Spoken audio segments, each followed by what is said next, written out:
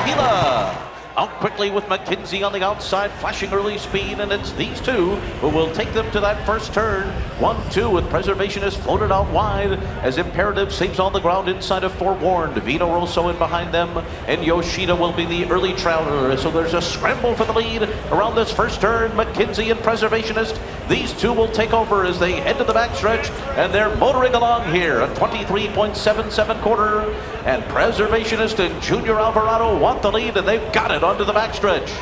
Mike Smith yields that top spot and now switches to the outside with McKenzie. And McKenzie is coming right back after Preservationist up the backstretch. It's 2.5 to Vino Rosso, racing outside of Monongahela. And then it's Imperative on the inside, Forewarned.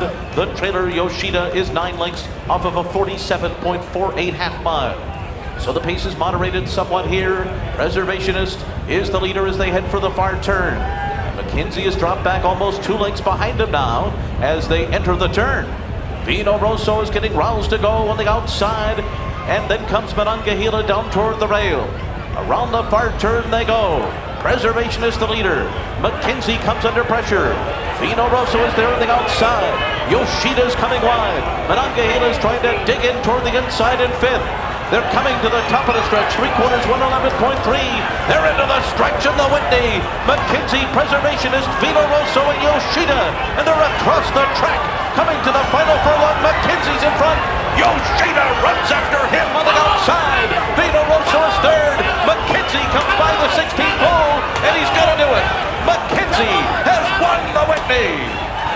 Yoshida was second, Vino Rosso was third, and Preservationist was fourth in a final time of 1:47.10 seconds. Bob Baffert has his Whitney winner, and it is McKenzie. Yeah, this is a very, there's a lot to unpack here, Randy, because as they ran into the first turn, Mike Smith let McKenzie run to kind of spread the field out. He was quickly overtaken by Preservationist, who simply just had more speed. But down the backstretch, Mike Smith elected to ease McKenzie back and then move him out for a couple of reasons. That's what he did in the Ali Sheba at Churchill Downs to get McKenzie on the outside where he prefers to be. And also, the inside of the track here at Saratoga hasn't been particularly good, and Mike is aware of that. So he moves him out into the middle of the track. As we go down the backside, Randy, you'll see he eases him back to get an outside run on Preservationist. Which is what he wanted to do in the Metropolitan Mile, in the Met Mile. He spent most of the race trying to get McKenzie outside.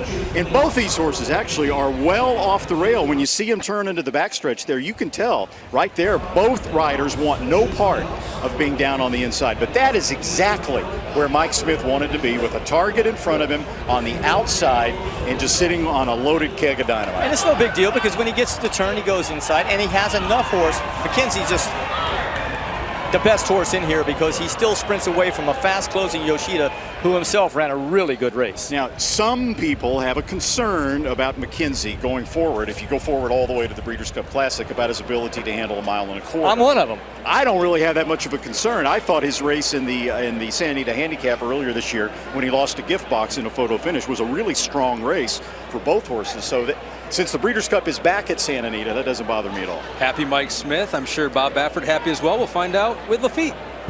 Well, Jane Lyons, she bred McKenzie. Bob Baffert, you just told me this was your Kentucky Derby, your first Whitney victory. How does it feel? It feels good. You know what? I'm emotional because it's named after Brad McKenzie. I was really nervous today because I really wanted to win this for this horse, and I can't believe I'm so emotional. But I got my Whitney. As close as you were with Brad, your mother said he was. Jean, she's watching this, and everybody that ever loved, was a good friend, is watching this. I'm sure they're tearing up, but you got me crying. It's an emotional moment. It's a huge. It is, but it means a lot. Jane, how proud are you? The horse you bred, McKenzie, is a Whitney winner. I'm so proud of him.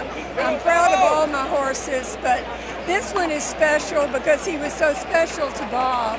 And we have a little private story about that, Bob trying to buy his mother. But at any rate, this is so exciting, and I'm very happy for Mike Pegram and his group, because they're Mike is a friend, and I couldn't be happier, even if he was mine.